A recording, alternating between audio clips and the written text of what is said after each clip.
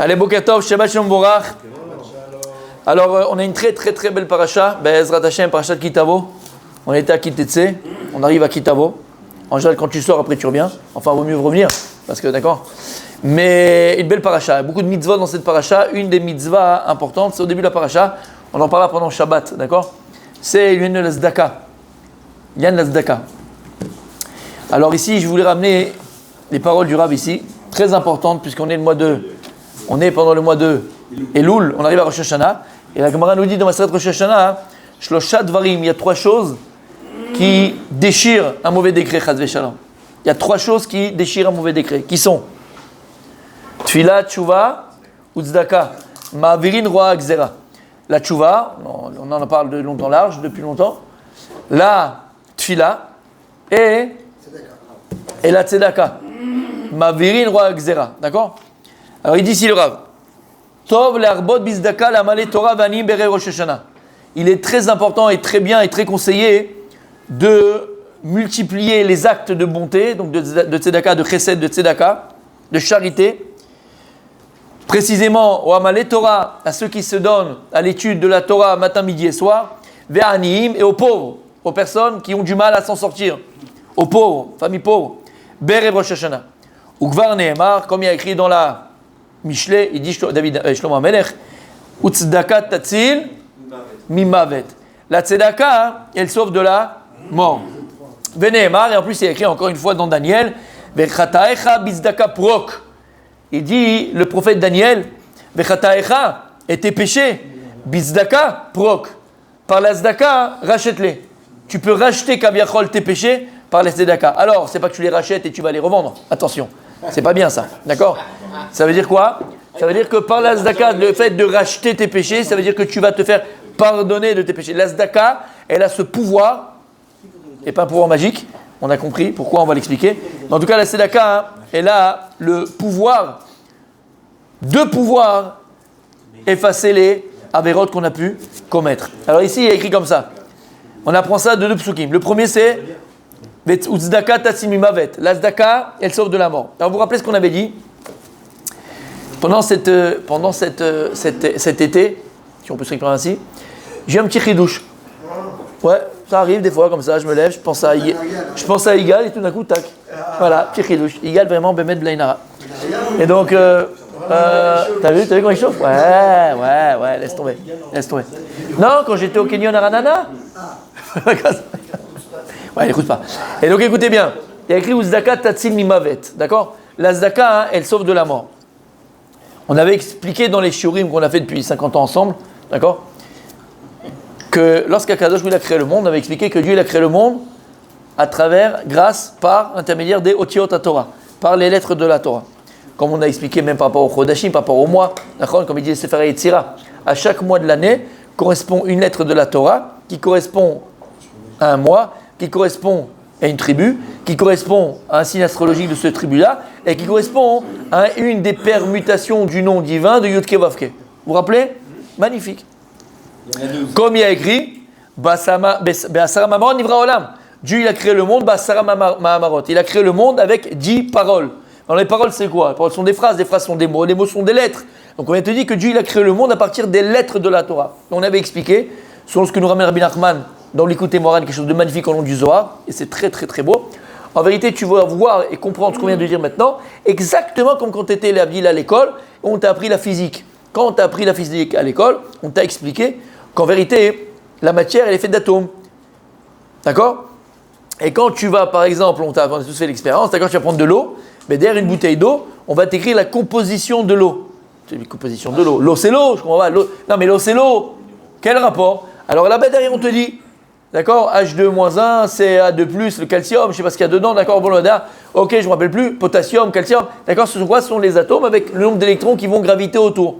Et ça, en vérité, chaque molécule, cherchez le mot, merci beaucoup, chaque molécule, d'accord, chaque molécule qui est associée les unes aux autres, finalement, elle va former ce que tu vois qui s'appelle l'eau. Maintenant, on a tous appris à l'école, vous vous rappelez qu'on avait les trucs là, qu'on faisait là, avec les ronds, les boules, voilà, exactement. Et on te disait que tu pouvais modifier. On peut modifier une molécule. C'est-à-dire que si tu enlèves un électron, la molécule est complètement modifiée. Tu as complètement autre chose, d'accord? Si tu enlèves CA2+, tu enlèves un électron qui tourne autour, ok, tu n'as plus CA2+, c'est fini, c'est plus du calcium. On est d'accord? On est d'accord.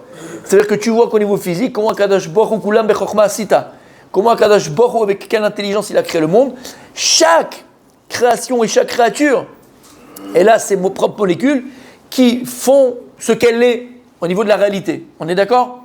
Il a fait. Et comme on a dit, chaque chose il est réfléchi, chaque chose il est mesuré. Cherchez-moi. Comme il dit là-bas le Zohar, le monde dans lequel on est, il appelait Alma de Mishkala, le monde du Mishkal, le monde de la mesure, le monde de la. C'est pas au niveau de poids, d'accord, c'est plutôt, voilà, le monde il est précis, la précision. Et donc, il dit, le Rabbi Nachman, dans le Zohar, c'est pareil. Lorsqu'Akadosh Baruch Hu, il a voulu créer le monde, il a créé le monde, il a voulu créer la vache. Comment la vache, elle s'est créée? Lorsqu'Akadosh Baruch Hu, il l'a nommée, Basra Ma'amar Nivra Olam, le monde a été créé avec 10 paroles. Donc, Hachem, il a dit para. En disant para, avec le P, le Resh et le E, qui vont se. Comme des molécules, d'accord? Comme une molécule, qui vont se lier avec les voyelles qui composent le mot para, kamat sepatach, nachon para. C'est ce qui va donner naissance, vie à la vache qu'on connaît, avec sa taille, son poids, son odeur, le nombre de poils qu'elle va avoir, le nombre de taches qu'elle va avoir, le nombre de dents qu'elle va avoir. Au niveau de la. Exactement. Et tout ça à partir de quoi? Des Otiot Torah. Alma de Mishkala. Est-ce que c'est clair? Il a fait. Et c'est pour ça que, Bezrat Hashem, on a dit à Rosh Hashanah, qu'est-ce qu'on va dire à Rosh Hashanah? C'est à Rosh Hashanah, si je me suis trompé, dites-moi, c'est à qui pour Rosh Hashanah? Je ne me rappelle plus maintenant, je suis fatigué. En tout cas, c'est Le'olam Hashem devarecha nitzav. On dit les deux. On dit les deux. Le'olam Hashem devarecha nitzav bashamayim. Alors on est là, il y a plusieurs explications, on fait remonter les machins. Ok, mais attends, c'est quoi? Tachles, Pshat. Le'olam Hashem devarecha nitzav bashamayim. C'est quoi? Le'olam, Dieu, tes paroles, elles se tiennent dans le ciel. Va dans la rue là maintenant. Regarde le ciel, tu vois quelque chose toi? Ça dépend qu'est-ce que tu as filmé avant. Non, il y a les nuages. Oh, une vache qui vole. D'accord? Mais ça, c'est un autre effet. C'est l'effet qui se coule. Mais si tu vas dans le ciel, tu vois quelque chose, toi, décrit dans le ciel? On dit l'Olam, pour l'éternité. Depuis la création du monde, des Vachanissa Bashamaim. Tes paroles Hachem, elles sont dans le ciel. Dans le ciel, où elles sont? Je vois rien du tout, moi. Et là-bas, Behemet. L'Olam Hachem, des Vachanissa Bashamaim. Le problème, c'est quoi? On a parlé du cours pendant mardi, mercredi qu'on a fait. Le problème, c'est qu'on a perdu le sens de la vue. Nous, on utilise le sens de la vue, qui a un sens spirituel, uniquement pour le matériel. Donc, on l'a limité. Mais si on avait les yeux spirituels pour voir Behemet autour de nous, qu'est-ce qu'on verrait, mon tzaddik? Tu verrais quelle lettre égale? Tous les lettres de Maaseh Bereshit. Tu verrais toutes les lettres de Maaseh Bereshit.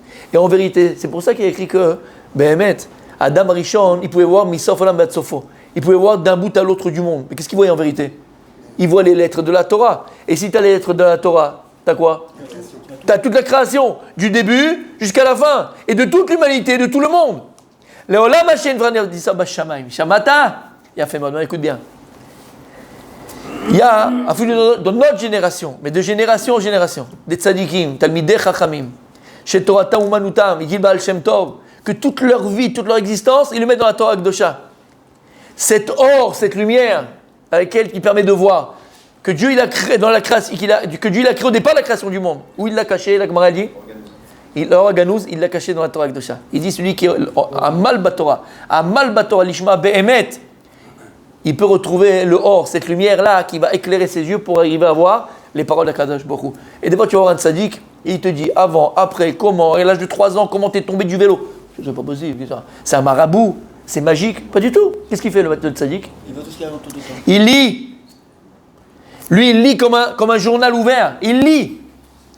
Écoutez bien maintenant. T'as compris ce principe? T'as compris ou t'as pas compris? Maintenant, écoute bien. On dit Tzedaka Tatsini Mavet. Alors, j'ai un petit ridouche pendant cette je vous partage. Il y a, vous savez qu'ils disent, la Gemara dit les Chachamim, il y a un klal. Tzadik Gozer Vachem Ekayem. Il y a écrit, comme ça on dit, que le tzadik il décrète sur terre et Dieu Kabiachol, il est obligé d'appliquer le décret du tzadik. Mais c'était pas prévu. Alors le tzadik il décrète, Hachem Kabiachol est obligé de suivre. Comment c'est possible? Qu'est-ce que c'est quoi? Tzadik Gozer. Tu aurais pu dire Tzadik Omer, Tzadik Diber, Tzadik Mipalel. Pourquoi tzaddik gozer? Depuis quand il est gozer? Qu'est-ce qu'il est gozer? C'est quoi gzera? Le tzaddik, il est gozer quoi? C'est quoi gzera? C'est quoi gozer? C'est quoi l'exor? C'est coupé. Tishmatov. Les tzaddikim, shem roim, akol katou. Ta vie, elle est écrite. Ta vie, elle est écrite. Quand tu vois le tzaddik, roé akol, barou. Il voit clairement. Maouase, quand il voit malheureusement qu'il y a un mauvais décret sur une personne, quand il voit qu'il y a quelque chose de mauvais sur une personne, d'accord, qu'est-ce qu'il fait? Tout simplement, il prend les ciseaux. Et qu'est-ce qu'il fait avec les ciseaux? Il est gozer. Qu'est-ce qu'il est gozer? Si maintenant il voit sur la tête d'un juif, Mavet, il y a écrit mort, et il voit qu'Hachem Yishmor Chas Shalom, il y a quelque chose de grave sur la tête de la personne. Qu'est-ce qu'il fait? Tout simplement, le tzaddik, il est gozer. Il prend les ciseaux et il coupe. Et qu'est-ce qu'il fait? Si, quand on parle de tzaddik, on parle de tzaddik, quelqu'un qui a fini le chasse 350 millions de fois, et que c'est pas ça un tzaddik dans la Torah. C'est quoi un tzaddik? Ah, ça c'est beau ça. Ça c'est beau ça, c'est le rabbi. Le rabbi il disait, c'est quoi un tzaddik? Dans le bien, je t'ai lu. Aïe, c'est quoi un tzaddik? C'est quoi un tzaddik, messieurs? Rabbi, écoutez, n'oubliez jamais ce qu'il a dit, rabbi. C'est quoi le tzaddik pour toi? Moi, le tzaddik pour moi, c'était le mec qui a fini le chasse 350 millions de fois, il se trempe dans le mikvé glacé pendant. D'accord? C'est ça le tzaddik pour moi, d'accord? Et quand il est assis, il se met au fond, on le voit pas en dessous le talit. C'est ça le tzaddik, que quand tu lui marches sur les pieds, le pauvre, et ben il dit rien. Hein, c'est un tzaddik ça? Non, c'est un idiot. Mais c'est vrai. D'accord? C'est quoi un tzaddik? Omer Arabi, n'oublie jamais ça, toi. Qu'est-ce qu'il dit, Rabbi? Comment t'écris la lettre tzaddik dans la Torah? Pas du tout, Igal, sur un Sefer Torah. Le Sofer, comment il écrit? Un Noun et un Yud dessus.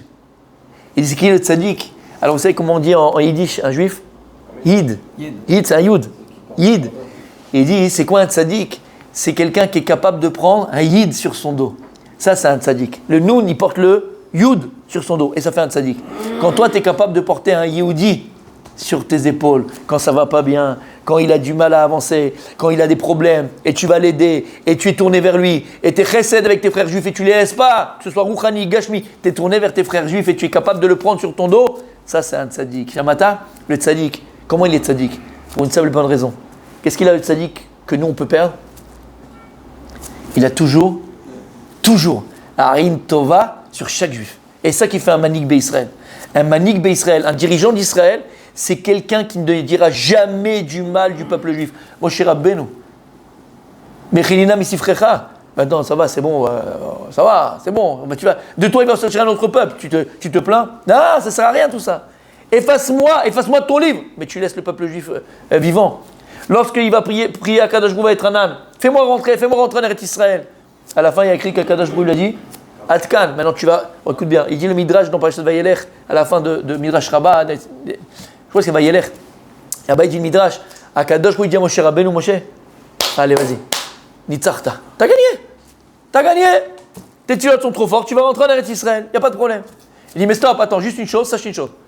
Regarde, c'est ton choix. Si tu rentres en Eretz Israël, sache que tous ceux qui sont morts dans le désert, avec la faute des Meraglim, des explorateurs, ils ne se relèveront pas triatamitim. C'est trop grave. Alors, si toi tu es enterré avec eux à l'extérieur d'Eretz Israël, par ton mérite, ils se relèveront. C'est à toi de choisir. Soit tu rentres, eux ils meurent, soit tu rentres pas et tu restes avec eux, ils se relèveront à triatamitim. Qu'est-ce qu'il a choisi, Moshe Rabbeinu? Moshe Rabbeinu, il dit qu'il en meurt 500 000 comme moi, 1000 comme moi, mais que je laisse pas mes enfants ne pas se relever à triatamitim. Et c'est pour ça qu'il n'est pas rentré en Eretz Israël. Ça, c'est un manik Israël. C'est quoi un tzaddik? Quelqu'un qui est capable de porter un Yehudi al-Ketefab sur ses épaules. Shamata. Donc qu'est-ce qu'il a le tzaddik? Il a Aïn Tova. Il a Aïn Tova sur chaque juif. Il veut le bien de chaque juif. Et même le type, il est à des milliards de kilomètres de la Torah, des millions de kilomètres de la Torah. Oevoto. Mekarevoto. Mechavevoto. Il le chérit, il l'aime, il le rapproche. Alors écoute bien. Qu'est-ce qu'il fait le tzaddik? Il est gozer. Il enlève Mavet, par exemple. Il est gozer. Mais c'est vrai dans tout. Là, on donne l'exemple Mavet, c'est le cas du Pasouk. Qu'est-ce qu'il fait égal? Il découpe le mot Mavet. Et qu'est-ce qu'il met entre les deux? Il met son Harin. Son Harin Tova. C'est quoi le Harin Tova? Ça fait Marot. Quand tu mets le Harin dans Mavet, ça fait Marot. Comme ça, il dit Mnei Issachar. Tu mets Marot. C'est quoi Marot? Et il vient, il lui donne le meilleur conseil. il donne le meilleur conseil pour pouvoir enlever un mauvais décret, chas veshalom, tatsimimavet, ça vaut la mort. Donne quoi? Donne la tzedaka, donne le marot. Il va arriver le tzaddik à être gozer kaviachol, va chez Mekayem. C'est pas qu'Hachem Mekayem parce qu'il a été gozer, il a décrété. C'est parce qu'il a été capable, le tzaddik, de transformer le mot qui était écrit au-dessus de la tête de la personne en mavet de mavet de marot. Alors qu'est-ce qu'il va Kadosh Bokhu? Il est Mekayem, Hachem Katouf, ce qu'il a écrit, ce qu'il a écrit. Je ne peux pas changer. Ah, il y avait écrit mavet. Non, regarde ce qu'il a écrit aujourd'hui. Alors c'est marot. Shamata, ce que ça veut dire? T'as compris ce que ça veut dire? Tzedaka, t'as compris ce que ça veut dire? Tzedaka tatsil mimavet. Tzedaka tatsil mimavet. Donc c'est un mois, messieurs, où il faut vraiment se renforcer. Donner à chaque personne. Tu ne vas pas donner des milliards à tout le monde, parce que des fois tu n'as pas, et puis tu vas kisser la personne. Mais donner un demi-shekel, 20 gourottes, 1 shekel, 2 shekels, d'accord? Maintenant, si Baruch Hashem Akadosh Baruch Hu, il t'a béni d'une belle parnassa, et tu sais qu'il y a une famille qui est dans le besoin, des Amalé Torah qui sont dans le besoin, des gens qui étudient la Torah qui sont dans le besoin, des gens qui ont besoin. Il n'y a pas plus grande mitzvah, il n'y a pas plus grande chose qui fait, Chazé Shalom, enlever un mauvais décret, Shabbat Shalom Borach.